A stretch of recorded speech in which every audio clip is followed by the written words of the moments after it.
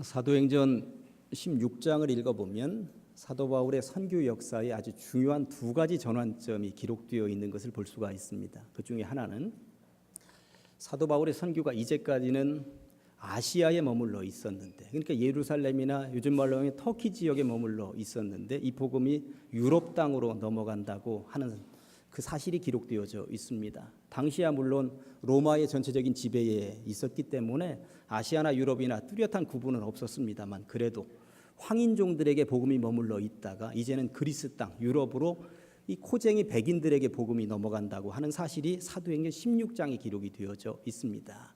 두 번째 전환점은 유럽 땅으로 복음이 넘어가는데 사도 바울이 선교 일정 가운데 한 사람을 만나게 되는데 디모데를 만난다는 사실입니다. 디모데를 만나는 것이 뭐가 그렇게 중요한가 하겠습니다만, 디모데 만나는 장면이 선교 역사에 굉장히 중요한 분기점이 된다고 하는 것이죠. 이때 이 장면을 사도행전 16장 1절은 이렇게 기록하고 있습니다. 바울이 더베와 루스드라에도 이르매 거기 디모데라 하는 제자가 있으니 그 어머니는 믿는 유대 여자요 아버지는 헬라인이라. 유럽으로 건너가기 직전에 유대인 어머니와 헬라인 아버지를 둔 디모데를 만났다고. 아버지가 헬라인이었으니까 그리스인이었다는 이야기고, 이제 아들 디모데도 그리스 사람이었다고 하는 것입니다. 사실 이 장면을 읽으면서는 그냥 넘어가시면 안 됩니다. 가슴이 뜨거워져야 되는 것이고 온 몸에 사실 전율이 흘러야 하는 것이죠. 왜 그러냐 하면 사도 바울의 선교 역사 가운데 사도 바울은 지금 아시아 땅에만 머물러 있었던 것이고 유럽 땅에는 처음으로 건너가게 되는 거예요. 그리스 땅을 한 번도 밟아본 적이 없습니다.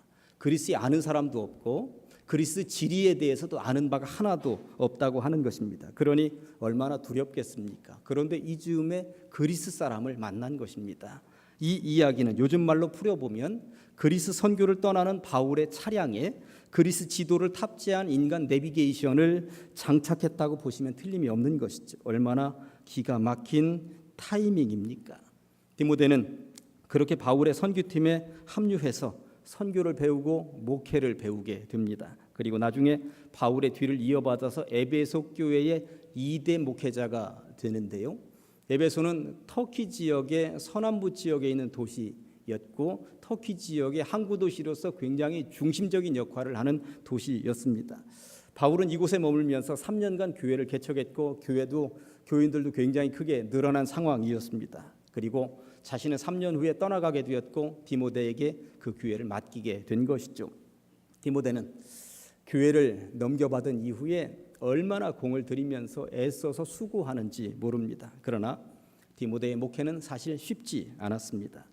요즘처럼 목회 정보가 넘쳐나는 것도 아니고 신학서적이 넘쳐나는 시대도 아니었습니다. 공식적인 신학교를 다닌 적도 없었습니다. 바울의 선교여행 조교로 따라다녔던 경험과 평소에 바울로부터 이 말로 배운 것, 이런 지식 이외에는 디모데가 가지고 있는 것은 아무것도 없었다고 하는 것입니다. 그러니 얼마나 힘들었겠습니까?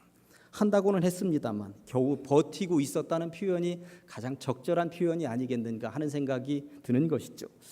교회를 디모데에게 물려준 지 2, 3년의 세월이 흘렀고 바울은 로마의 감옥에 지금 갇혀 있어요. 그런데 에베소 교회로부터 소식이 들려오는데 디모데가 고생하면서 목회를 하고 있다는 거예요. 만만치 않다는 소식이 들려옵니다. 왜 아니 그렇겠습니까?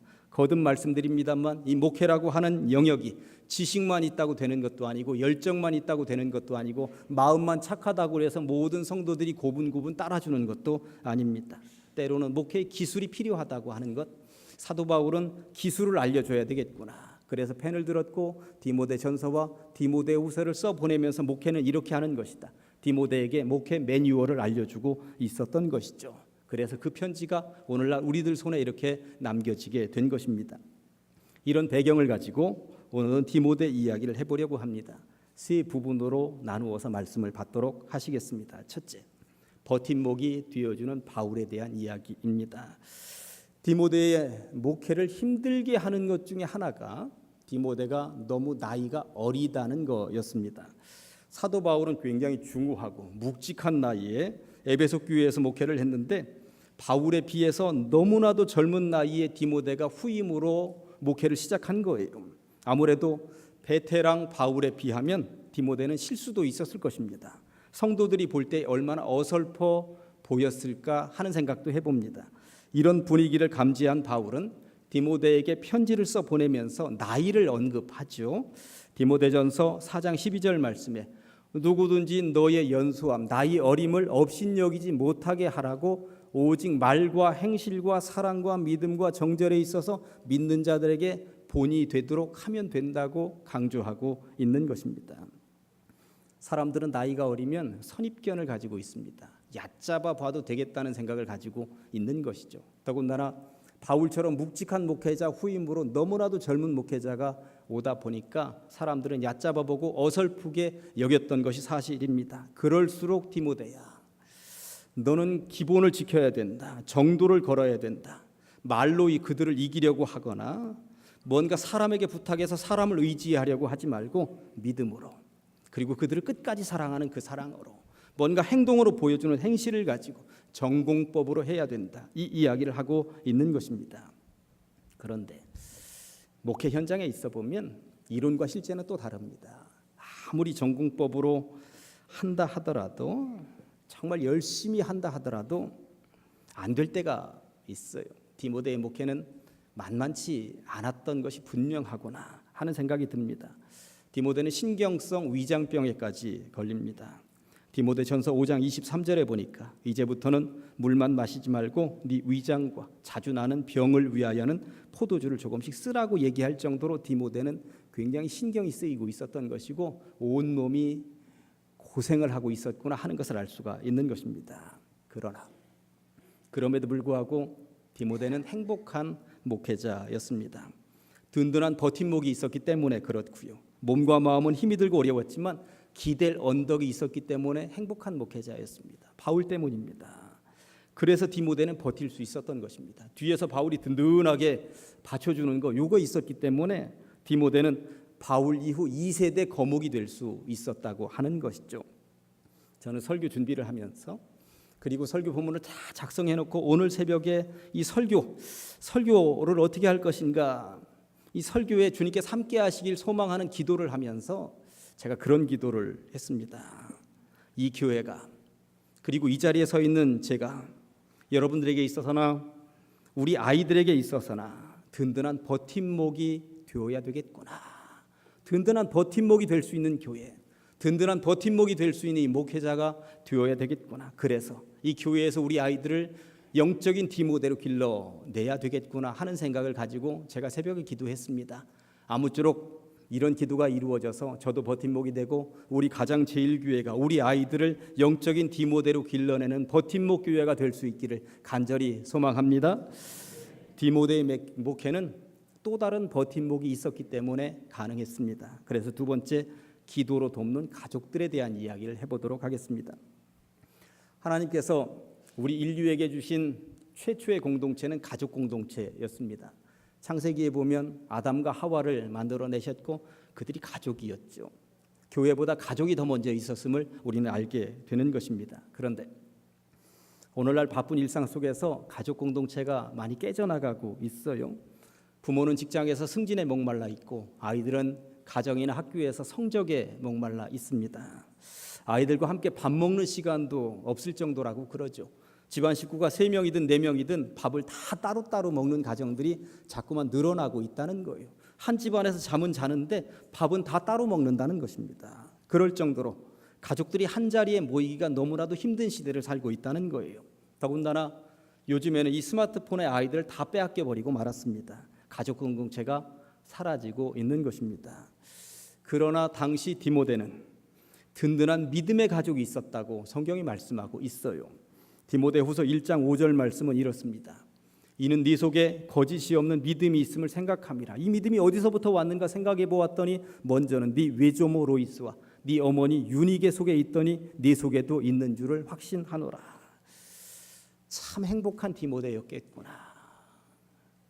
버팀목이 되어주는 바울도 있었고 언제나 든든한 바울, 그리고 언제나 믿음으로 기도해주는 외할머니, 어머니가 있었다고 성경이 말씀하고 있는 거예요. 이런 과정이 디모데를 만들었구나 하는 것입니다. 이 시간에 영상을 좀 하나 보려고 합니다. 믿음의 명문 가문을 이룬 미국의 한 가정을 소개하고 있습니다. 그런데 이 영상을 이 기독교 방송이 만들지 않고 KBS에서 만들었다고 하는 거예요. 저는 이게 자부심입니다. 믿음의 명문 가문을 어떻게 이루었길래 KBS에서도 관심을 가지고 이런 영상을 만들었을까? TV에서 보신 분들도 계실런지 모르겠습니다만 일단 이 영상 보시겠습니다. 조나단 에드워즈는 1700년대 사람이었습니다. 목사 가정에 태어나서 목사가 되었고 미국에서 대각성 운동을 일으킨 중심 인물이었죠. 중요한 것은 그가 신앙의 대를 이어가는 믿음의 명문 가문을 이루었다는 것이고 세상의 방송도 거기에 관심을 갖도록 만드는 중심 인물이 되었다고 하는 것입니다. 목사님, 저는 겨우 저의 때에서 이제 믿기 시작했는데 어쩌죠? 걱정하실 것 없습니다. 여러분이 아브라함처럼 믿음의 조상이 되면 되는 것이고 여러분이 조나단 에드워즈 같은 명문의 가문의 시초가 되면 되는 것 아니겠습니까? 세상에는 아이들이 성공을 하려면 재력을 가지고 있는 할아버지와 어머니의 정보력이 필요하다고 이야기들을 합니다. 그런 우스갯소리가 있습니다. 제가 그래서 우리 교회 성도들의 면면을 한번 살펴보았더니 손주들을 재력으로 길러낼 만한 할아버지들은 우리 교회는 없는 계신 것 같아요. 그렇다고 정보력은 어떻게든 애쓰며 수고하며 하는데 우리가 서울 강남 엄마들을 따라갈 수 있겠습니까? 제가 보니까 못 따라갈 것 같습니다. 그런데 가만히 보니까 우리들에게 있는 것 하나 있습니다. 하나님의 백이 있는 줄로 믿습니다. 그 백으로 자녀들을 길러내면 된다고 성경은 분명히 말씀하고 있는 것이고 영상 자료도 그 이야기를 하고 있는 것입니다. 외할머니 로이스와 어머니 유니게가 그 백 하나로 디모데를 길러냈듯이 말입니다. 교회가 바울 같은 버팀목이 되어주겠습니다. 신앙의 자녀들에게 있어서 여러분은 외할머니 유니 로이스와 어머니 유니게라는 이름의 자리에 여러분들의 이름을 올려주셔야 한다는 이야기인 것입니다. 나중에 저 아이들이 여러분 옆에 있는 아이들이 자기들의 인생을 회고하면서 오늘의 내가 있기까지 믿음으로 나를 길러주신 할아버지 할머니 아무개와 아버지 어머니 아무개가 있었다고 고백을 남길 수 있는 그런 삶, 그런 믿음의 유산 남겨주셔야 되지 않겠습니까? 10월 마지막 주에 전교인 수련회 한다고 광고 지난주부터 내고 있습니다. 주제를 어떻게 할 것인가 고민하다가 기도하면서 가정이 살아야 가장이 삽니다. 이렇게 정해 보았어요. 이 가정이 제대로 살아야 우리 가장 제일교회도 살고 이 나라 이 민족도 산다고 저는 생각을 합니다. 그래서 이번에는 가정에 초점을 맞추어서 가정교육, 신앙교육을 어떻게 시켜야 될 것인가 여기에 초점을 맞추어서 수련회를 진행해 보려고 하는 것이죠. 바울의 후임 목회자 디모데의 오늘이 있기까지 버팀목이 되어주는 바울과 믿음과 기도로 돕는 가족이 있었다고 성경이 말씀하고 있습니다. 그렇다면 이것으로 끝일까요? 그렇지 않다고 오늘 성경은 말씀하고 있습니다. 오늘 본문을 다시 한 번 더 읽어보겠습니다. 이 모든 일에 전심전력하라고 그렇게 해서 너희의 성숙함을 모든 사람에게 나타나게 하라고 권면하고 있는데 이게 무슨 말일까요? 이 편지를 쓰고 있는 나 바울이 어떻게든 너의 뒤에서 버팀목이 되어주는 거 그건 끝까지 내가 하겠다. 책임지겠다. 그리고 너의 외할머니 그리고 어머니의 기도에 동지가 있으니 걱정하지 말아라. 이렇게 끝나면 좋은데 여기까지 이것으로 끝이 아니라고 하는 거예요. 바울은 디모데에게 이제는 네 차례라고 이야기를 하고 있는 것이죠. 뒤에 든든한 백은 있지만 그것에 만족하면 안 된다고. 중보기도로 돕는 너의 가족들이 있지만 거기에 만족하면 안 된다고. 이제부터는 네가 애쓰고 노력하면서 해야만 너의 목회가 달라질 것이라고 이런 권면을 하고 있는 것이죠. 감리교회 창시자 존 웨슬리 목사님은 이런 말을 남겼습니다. 할 수 있는 한 최선을 다하라.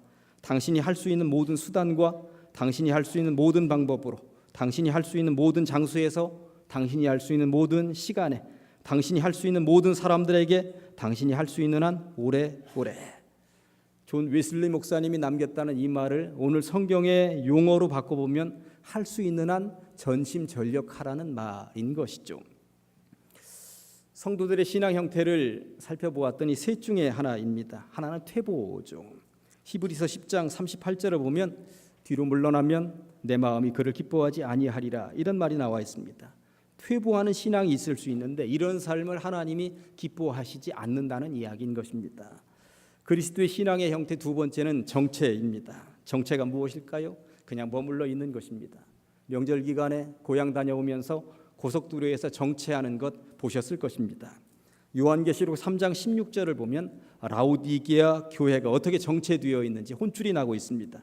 네가 이같이 미지근하여 뜨겁지도 아니하고 차지도 아니하니 내 입에서 너를 토하여 버리리라.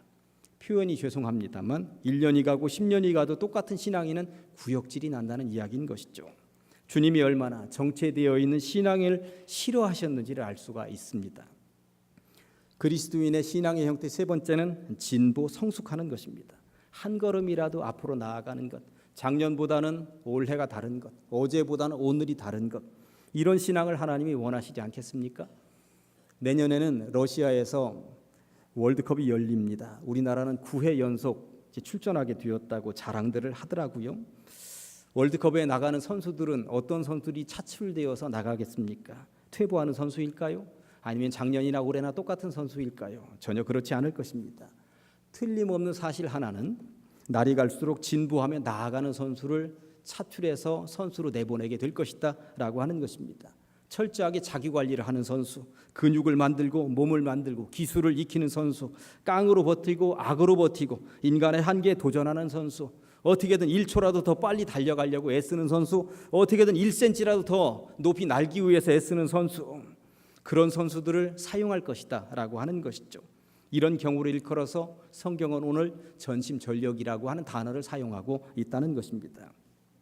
그렇다면 오늘 본문에서 이 모든 일에 전심전력하라고 말씀할 때 이 모든 일은 도대체 무엇을 얘기하고 있는 것일까? 이걸 찾아보아야 그래도 전심전력할 수 있지 않겠습니까? 정답은 13절이 가지고 있습니다.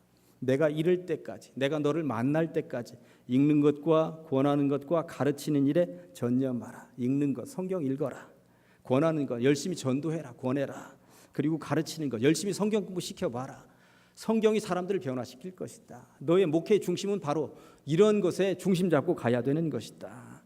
여기에 전념하라고 권면하고 있다는 것입니다. 이 말을 다른 말로 해보면 뒤로 물러나거나 정체되지 않도록 신앙의 진보를 이루라는 것입니다. 개인적으로도 교회적으로도 말입니다. 이제 말씀을 정리합니다. 10월을 우리는 충성의 달로 정해보았습니다. 무엇에 충성? 전심전력 하시겠습니까? 교회와 이 목회자가 어떻게든 버팀목이 되어서 버틸 수 있도록 기도하면서 돕겠습니다.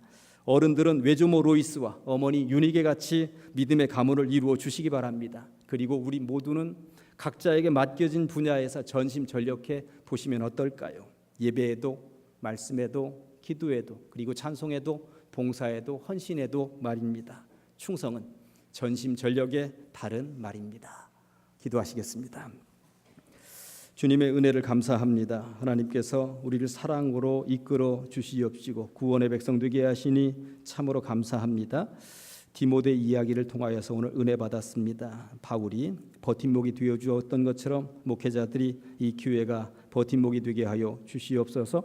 부모들은 이제 외할머니 루이스와 어머니 유니게 같은 믿음의 가문을 온전히 이루어가게 하시옵시고 우리 아이들은 신앙의 전심전력함으로 믿음의 명문 가문을 이루어가는 가정들이 다 되게 하여 주시옵소서. 예수님의 이름으로 기도합니다.